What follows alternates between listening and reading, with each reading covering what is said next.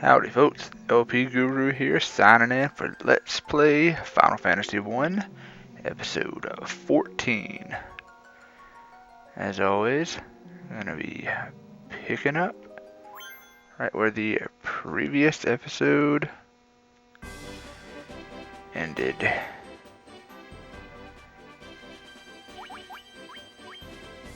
Looking at our stats, we're at level 24. With right under 5,000 experience required to level up. And I head back into the town of Melmond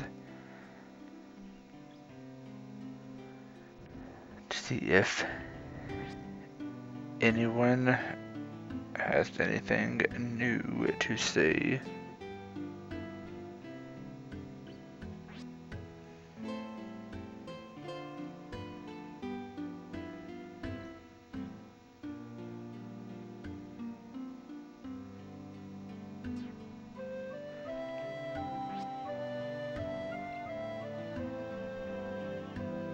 Nah, I'm good. I'm good. But yeah, I'm just wanting to see if anybody had anything new to say since the events of the previous episode.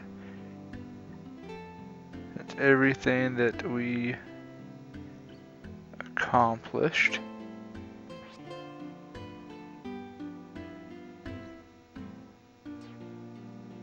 So far, it doesn't really. I think only one person has said something new, so. Yeah, these people are saying the same thing they had said in the past. I need y'all to say something new, like, you know, to give me some direction.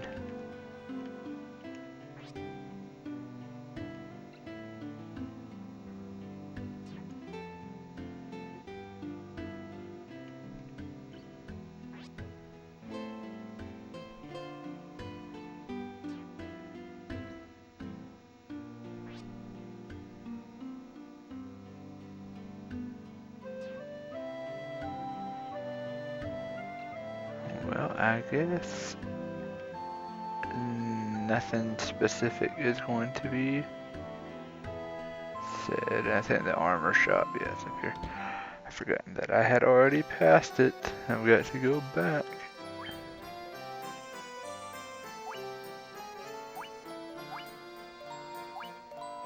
Everyone else is already up to date.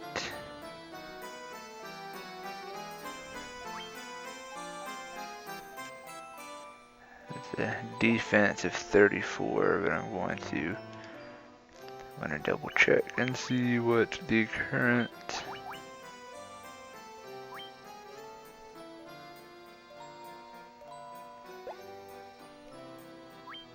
yeah, that's right. Okay, so yeah, that has a higher defense stat but a lower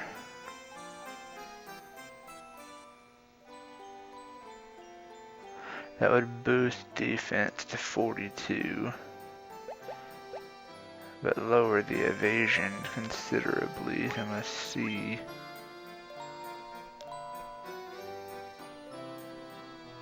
That has a natural defense of 34. So what I'm probably going to do is hold off on purchasing it just yet.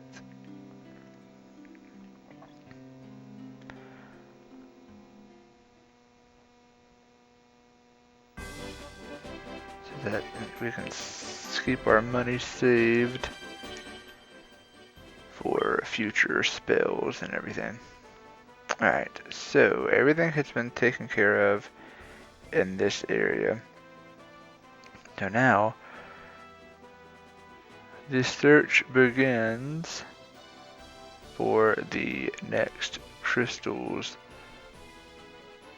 origin point.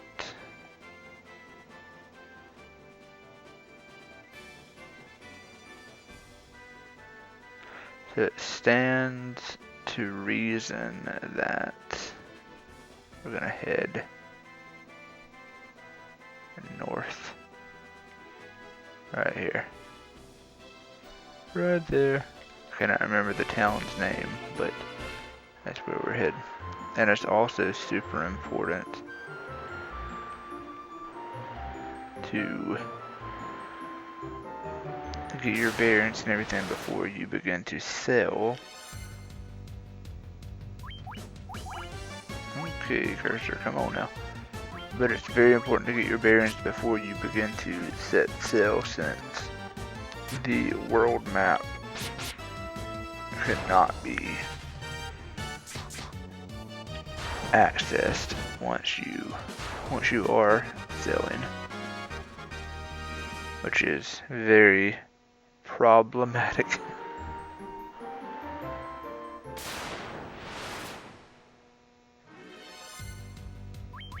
But it is what it is. There's no change in that. Nothing I can do about that.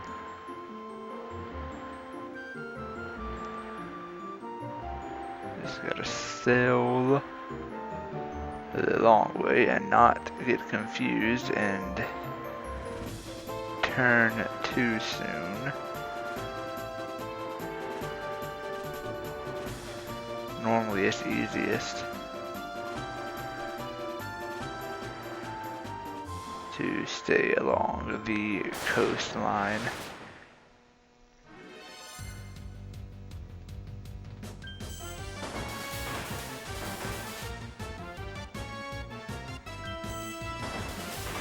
Because once you get in the middle, really, of all characters to be paralyzed,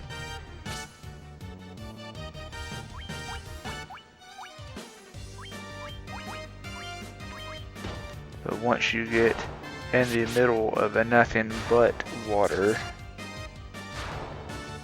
it's impossible to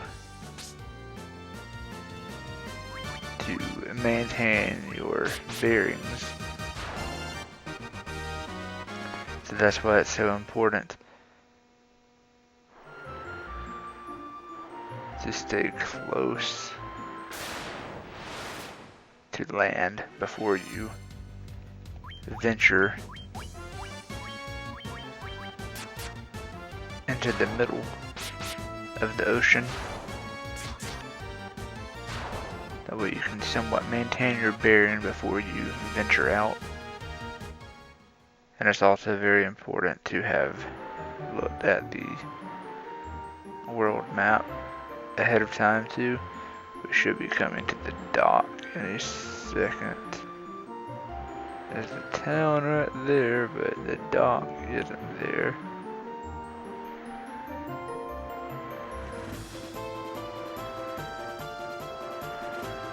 Maybe on the far side. I honestly don't remember. But thankfully through this area, enemies encountered aren't too crazy.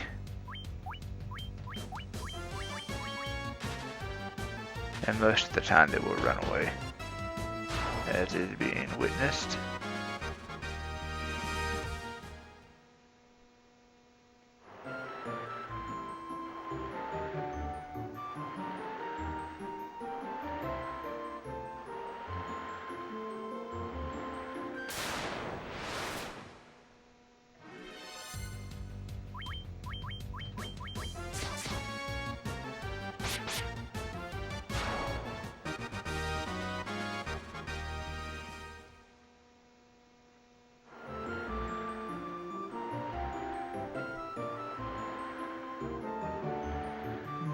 Still no dock. So I might be wrong about this area all the way around.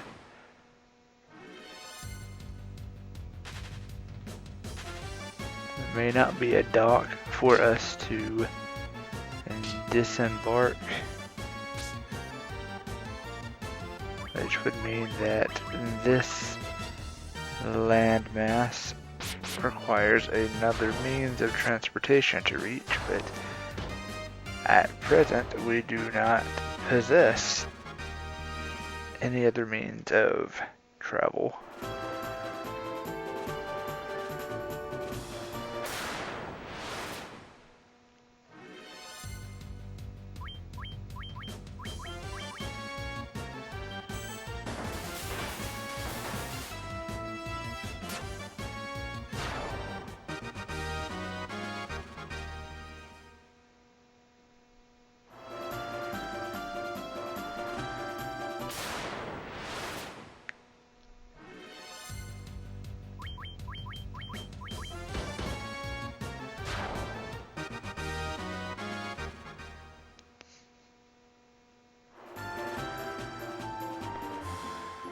And I think this was the starting point. Yeah, it was.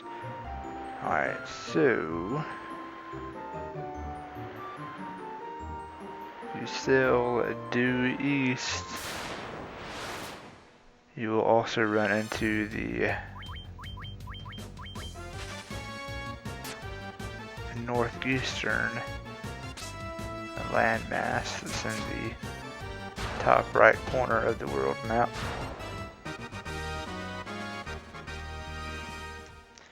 But I'm going to test something really quick. I'm going to see if I can't load. I eat my own words. I take back what I said. Apparently when I tried this in a previous episode, my controller must have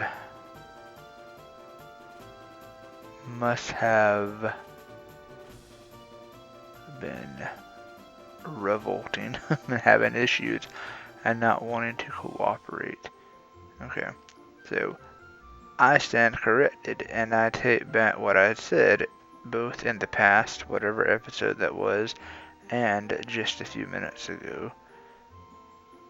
So you can view the world map from the ship. Alright, so I'm going to test out one of these two locations right here. See which one I can actually get to and access first. And yes, there's no shame in loading the map as many times as you need. I think it's straight to the right though. Look at these little pieces of land. They can trip you up as far as trying to navigate.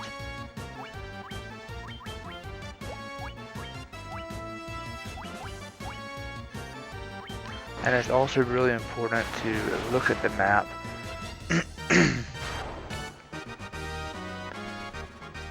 so that you can actually locate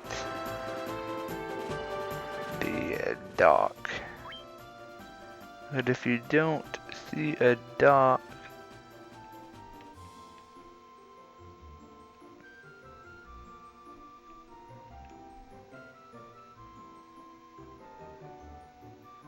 if you don't see the little dock icon, the little white almost L or R, lowercase r shape.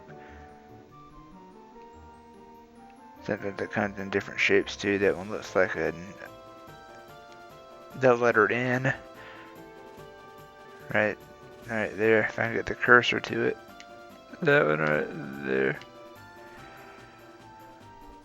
So I'm looking, and I'm not seeing.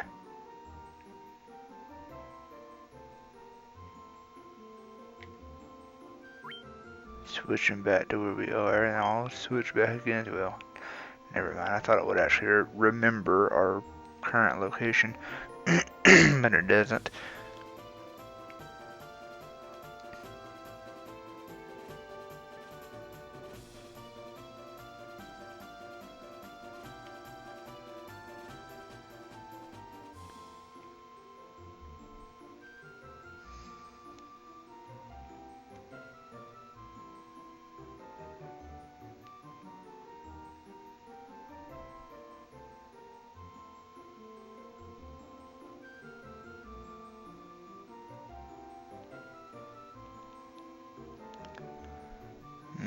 So I think I want to backtrack completely for now. Back to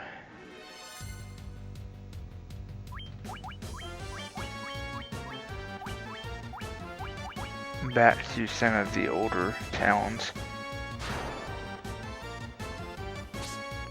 Because I think I do remember one of the things that needs to be done right now is to shore up any areas of magic that we don't have. So any spells that weren't purchased in the past for whatever reason, either due to not having the money or certain spells not being needed just yet. Yeah, if everyone remembers those kind of things being said, we are very quickly getting to that point. So to be safe, I'm going to go ahead and make those necessary purchases.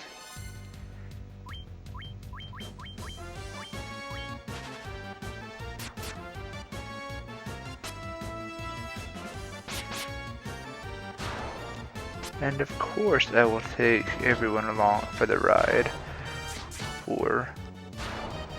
For doing all of this, why would I not?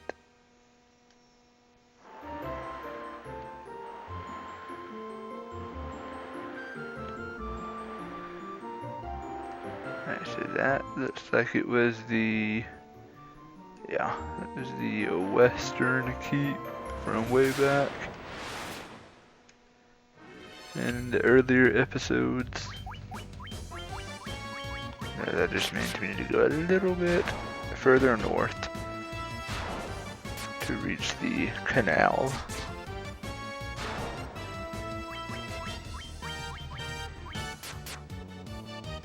Now I'm just having to remember what towns sold what spells. Now I think Elfheim. I think it's the main town.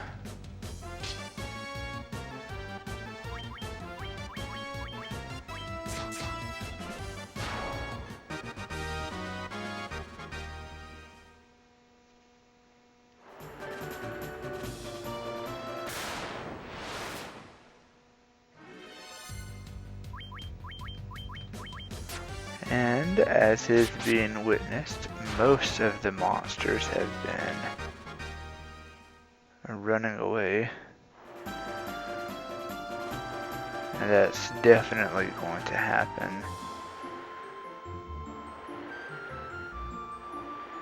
Once you get back to the old inner sea region, which is where we currently are.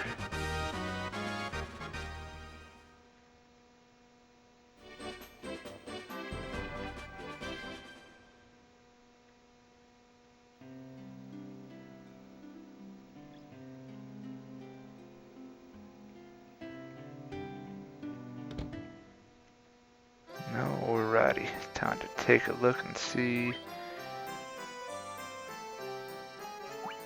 what spells we might have not purchased from Elfheim. Looks like we had gotten all three from that shop for the Black Mage.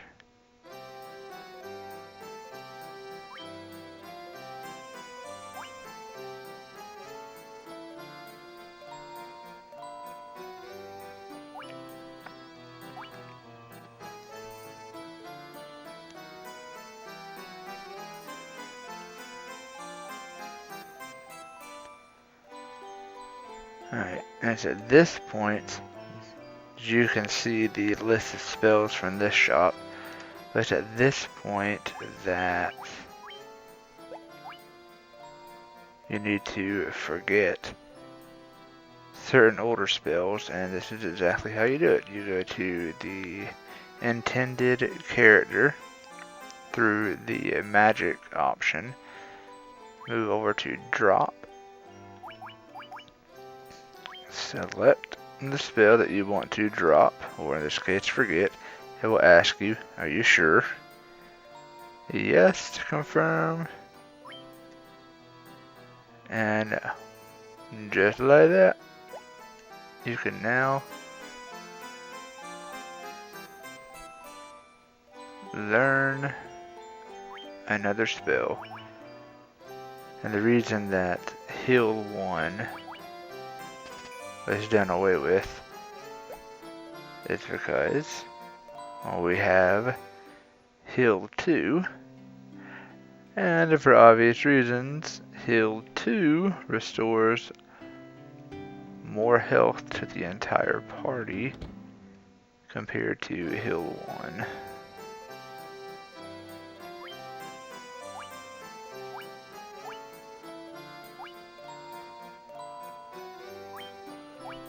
And since we did not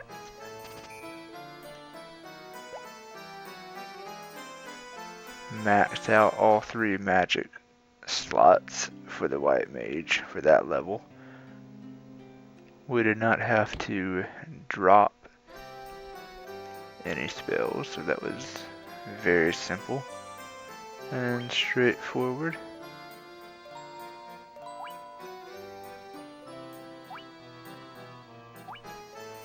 I remember we were taking on the main story event, the main boss from the previous episode. When I had Ice 2 used against me, it was in that very moment that I realized that I had forgotten to pick it up here in Elfheim. Okay, so I do believe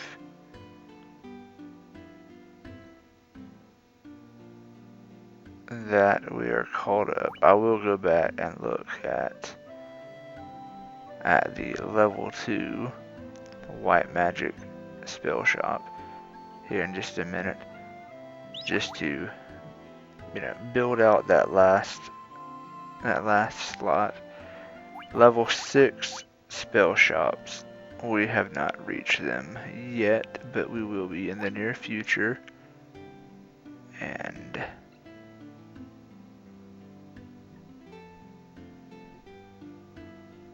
Fire 3 and Poison, I think those two were in excuse me, I think those two were in Melmond.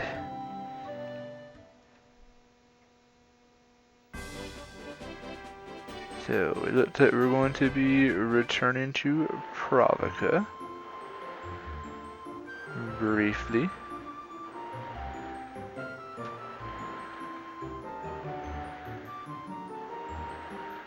To see what other spell I either skipped out on or didn't have the money for.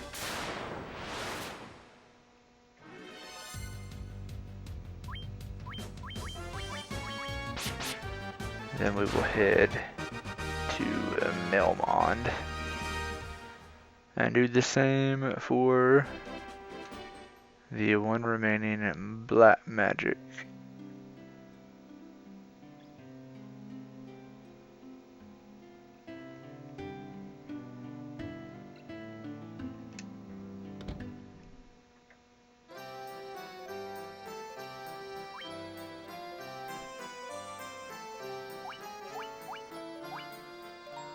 It was a null bolt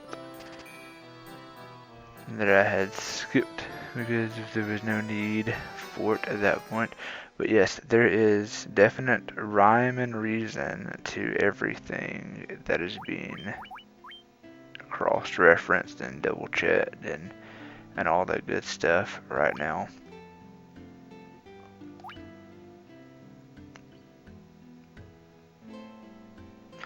And I take that back. I think earlier I had said that I had heal 2. I do not. I opted for, I think, Dia 3 in its place. So that will be switched out soon. 2. Alright, so we are done here. We're going to head back to Melmond.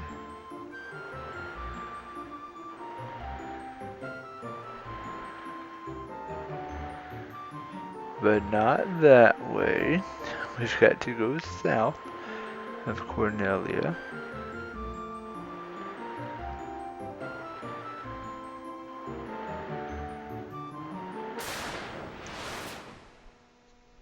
And yeah, it's very normal for once you have reached the level that we currently are, it's very normal to either run into very little random encounters in the inner sea region when you're on the water, or no random encounters at all.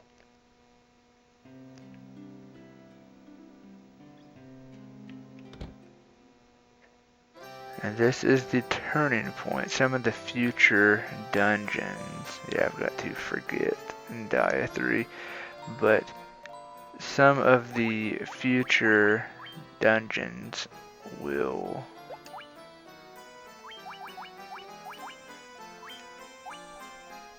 I'm not going to say that they're not going to have any more undead creatures in them, but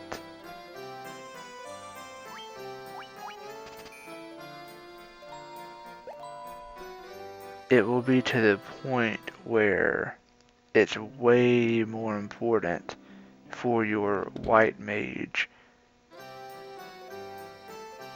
to have the complete collection of healing spells and no offensive spells at all.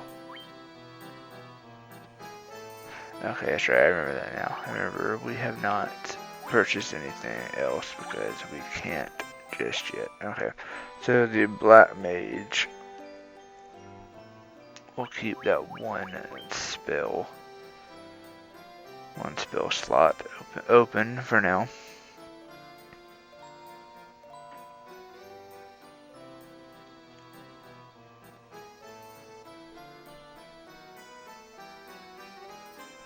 So from a very, very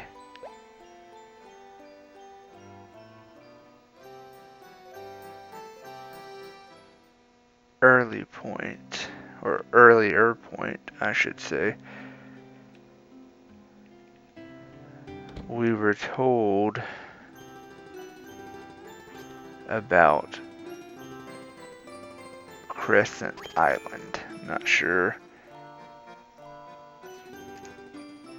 how many of you may remember that. I believe that name was mentioned in Cornelia in an earlier episode.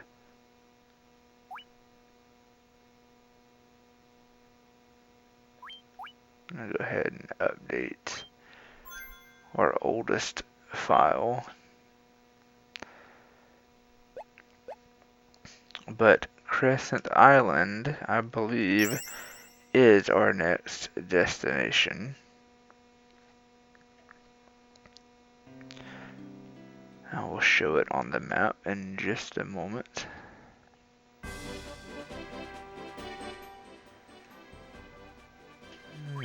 Zoom in. That's gonna be right here. So the dock, trying to get my bearings.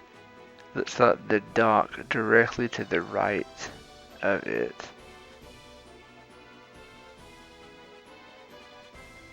So right here, where we need to sail to. But there's only a certain path that can be walked. It's a relatively straight shot. But I walk straight southwest, south of this looks like a mountain range. Come across the northern piece of the lake and then head south right into town. It's at this point in the game, I'm gonna look one more time just to see. Okay. But it's definitely at this point in the game where direction is very scarce. No one person that you come in contact with will give you certain information as far as, telling you where you need to go. And I had completely forgotten this myself, as has probably been witnessed so far in the earlier portion of this episode. But a good reminder factor is if you ever excuse me, if you ever get lost or you aren't sure as to where to go next, and I should have remembered this myself, but I forgot, if I'm being perfectly honest. But always look at the world map.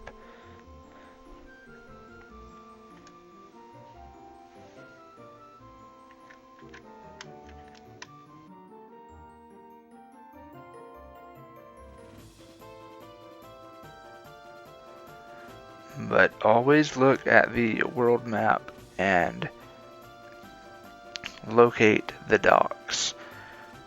Because right now, our only means of travel, aside from walking around, is using the ship. So, the only new areas we can reach is where a dock is located. So, if you see areas that don't have a dock anywhere near it, that means for now, you can't get to that area. So always bear that in mind. Like I said, I had straight up forgotten about that. My bad. But always look for a dock. It's your key indicator that that is an area that you need to travel to next.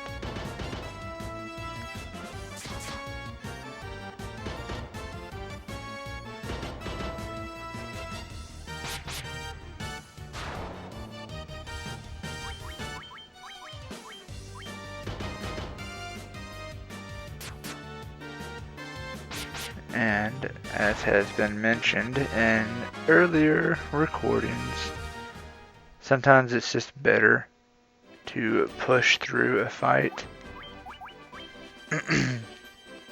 Not worry about healing up, anything like that during the fight. Just get through it. And then restore health afterwards. And yes, this area is normally very grueling to get through.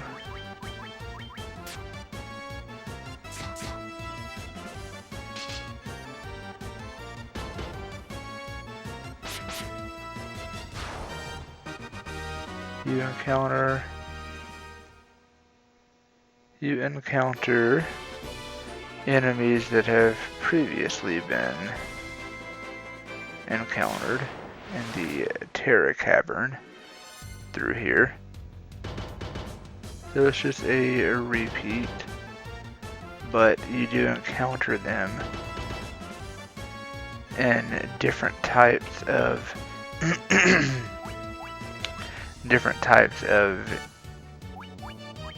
enemy formations.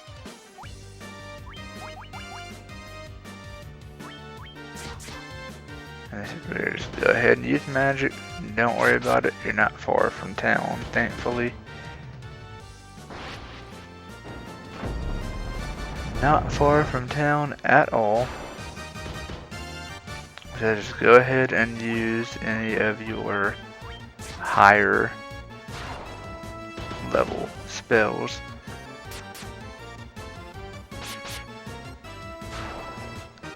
Because the name of the game right here is dealing as much damage as you possibly can each turn. Because if they're not going to hold back, why should we?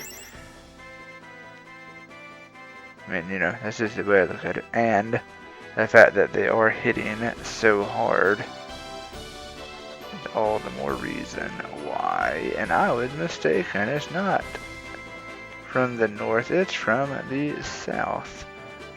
The way it looks on the world map looks like you would approach it from the north, but I was mistaken. But yes, since they hit so hard, you've got to make it a point to finish fights quickly.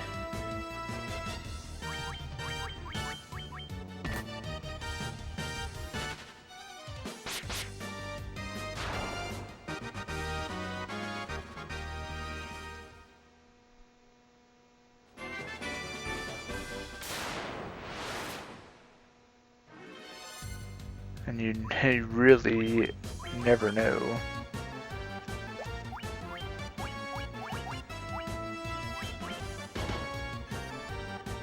what you're gonna run into.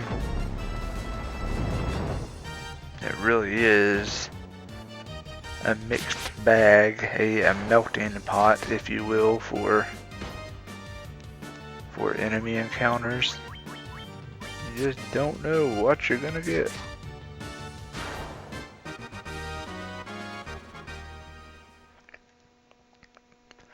And yeah, it does seem like the enemy encounter rate is elevated through here, so this is a great area to level up, especially if you aren't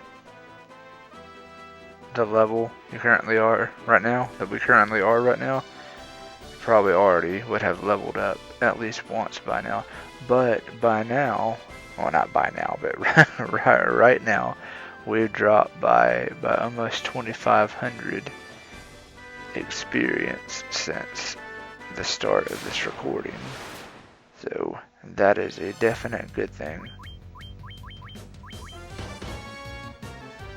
And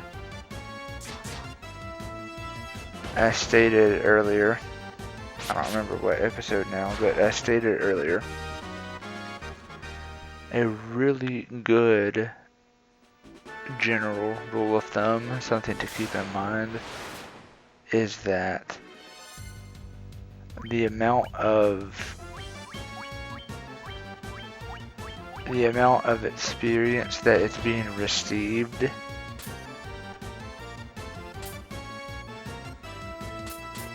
in the area you are currently in, that is always a great indicator as to whereabout in the game you are. Meaning, if each fight is relatively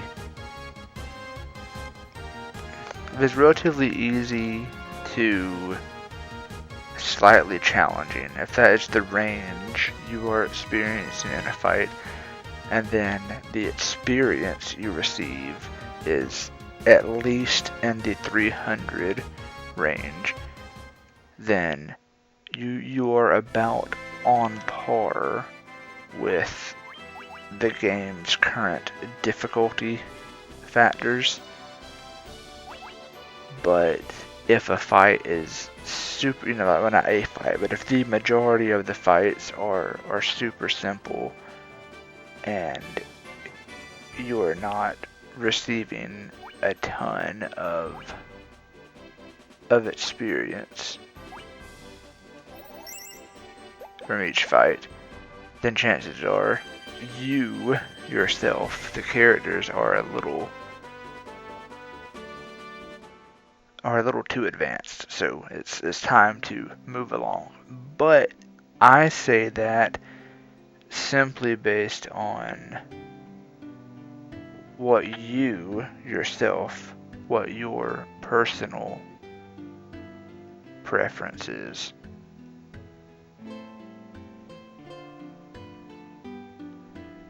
You would like a more challenging experience, then try to, push through each area without leveling up too much.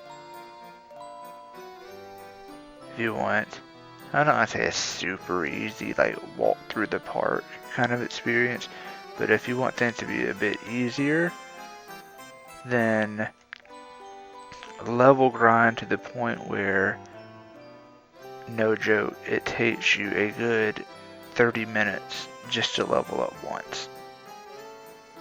But then you will be staying a good ways ahead of the game. But if you want something right in the middle as far as the difficulty, factors and everything, then try to practice something that's right in the middle of what I just said. I like some challenge. I don't like it too easy, of course, but I also don't like it where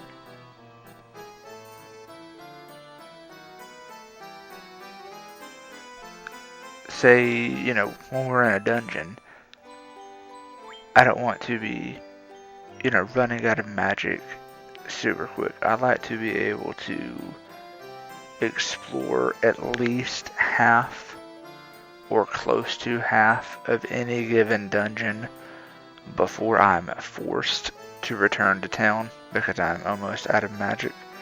But again, this is all simply my own personal preference and my personal, style of play. So, just food for thought, things to keep in mind. And here we are at the level 6 white magic spell shop. And we're finally gaining access to Stona, which cures stone, or the petrify status, which certain monsters in the Terra Cavern did have the ability to do, and thankfully they were never really given the opportunity because I only had a very small number of gold needles on me, so that would have been bad. And again, Warp 2 makes its appearance, but it cannot be purchased just yet. A Shield 2 is a nice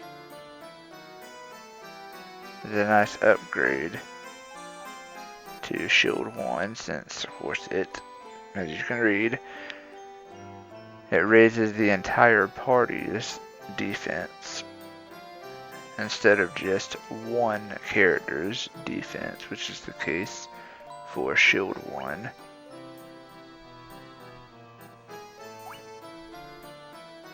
So, this spell shot makes it relatively straightforward on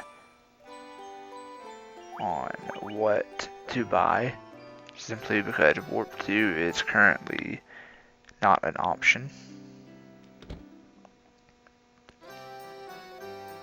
And yes, each spell costs 13,000 gil, so this is one of the main reasons why I held off on purchasing the Knight's Armor from Melmond earlier.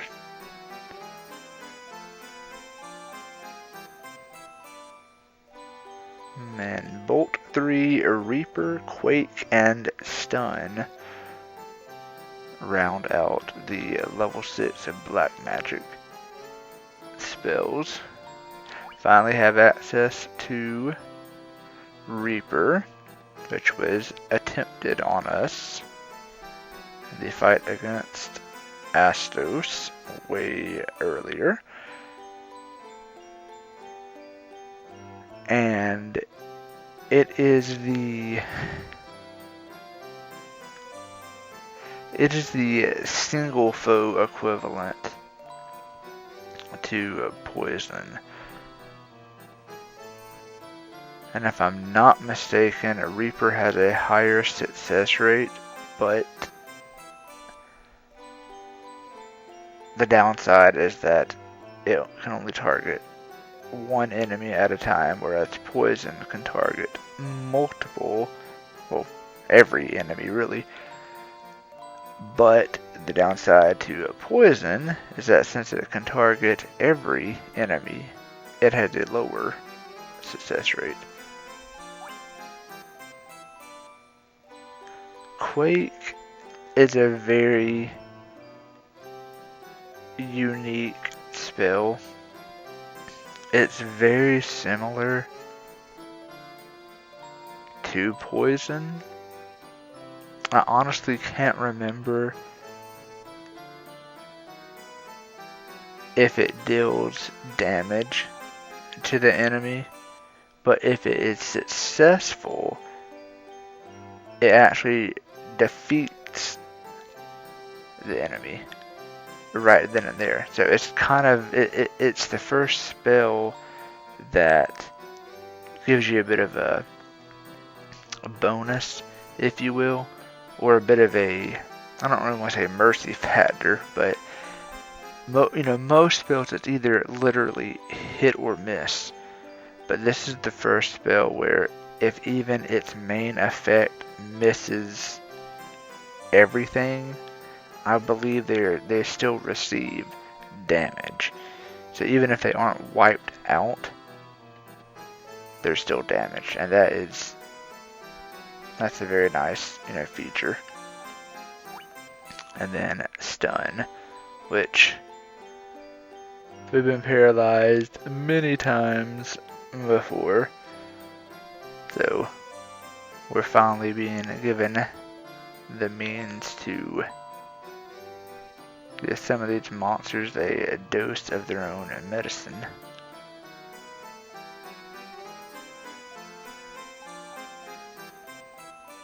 But to start off, you definitely need Bolt 3. Definitely want to pick up a Reaper.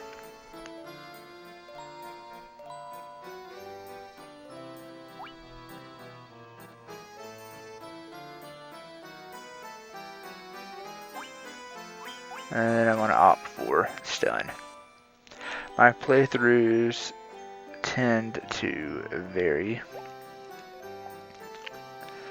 Sometimes I opt for Quake, other times I opt for stun. But the main deciding factor is always going to be if you already have poison and Reaper in your arsenal, which we do, then Quake is a bit redundant. Now, if you don't opt for poison and chose whatever the other option was,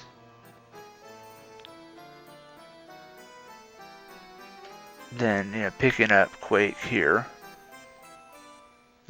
is a close equivalent to poison.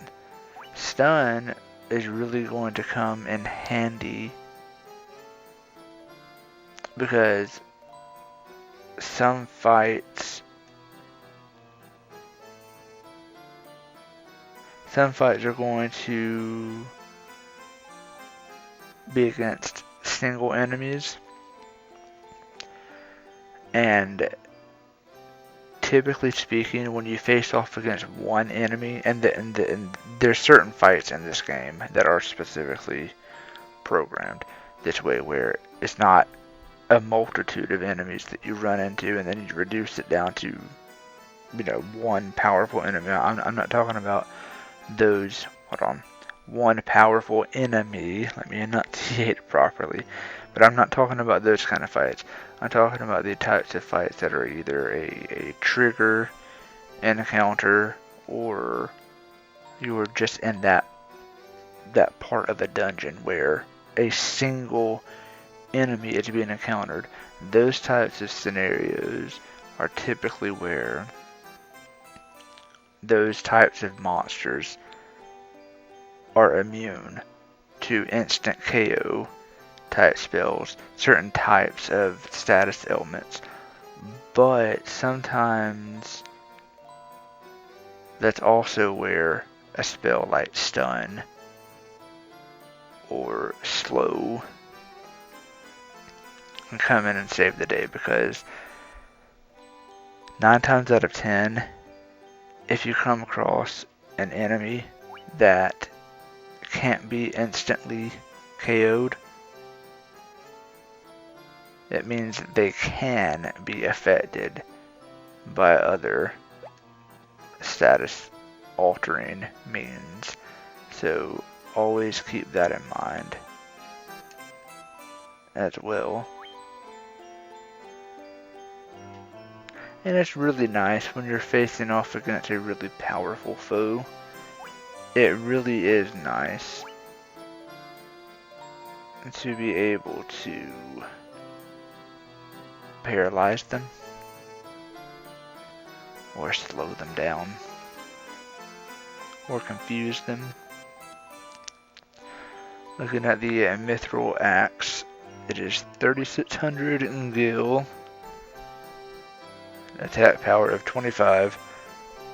It's kind of pricey. I definitely have the money. Excuse me. But I'm going to hold off for now so we can look at the armor first. See if we can't possibly outfit all of our characters instead of only outfitting the warrior with a new weapon.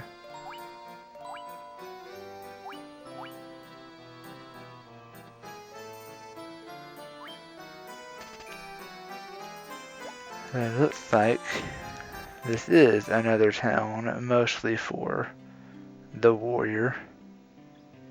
I mean, yes, it does have a lot of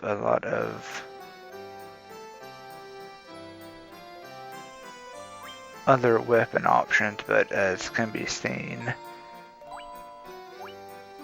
everyone already has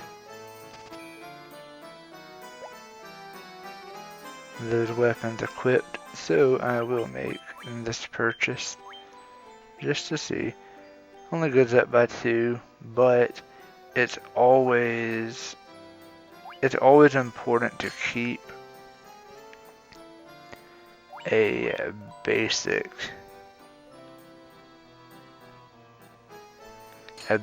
weapon that doesn't have any kind of special attributes about it.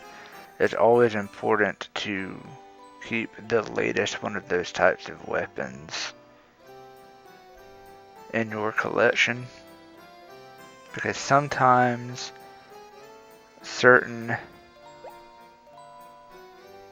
weapons that have special attributes, they'll be really effective against certain types of enemies, but not as effective against most enemies.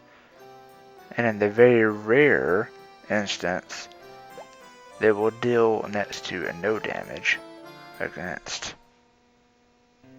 certain enemies. So it's always a good practice to keep the latest version of a normal weapon, at your disposal. Checking out the item shop, and now, I'm sure you will notice this, but now that most of the spells we have acquired can remedy almost every status ailment in the game, item shops, I'm not going to say every single item shop moving forward is no longer going to carry things like, gold needles and things of that nature, but not every shop will at the same time. So it's kind of a two-edged sword, but always make it a point to check out the item shop because you can be pleasantly surprised by what they offer. But in this case, it's just a normal items. Alright, so now that we have completely outfitted everyone, magic, few weapon, well, the only weapon, and only one piece of armor as well. But since everyone has been outfitted and is up to date with the latest and greatest,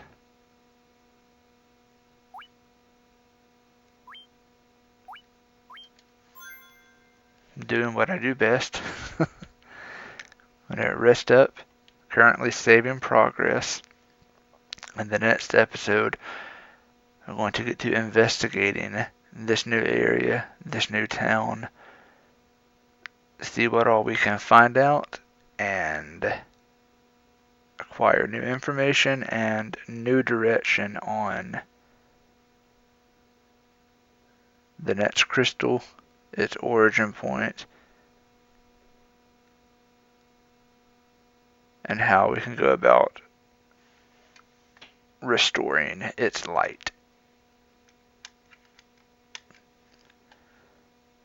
As always, thank y'all so much for tuning in. LP Guru, signing out.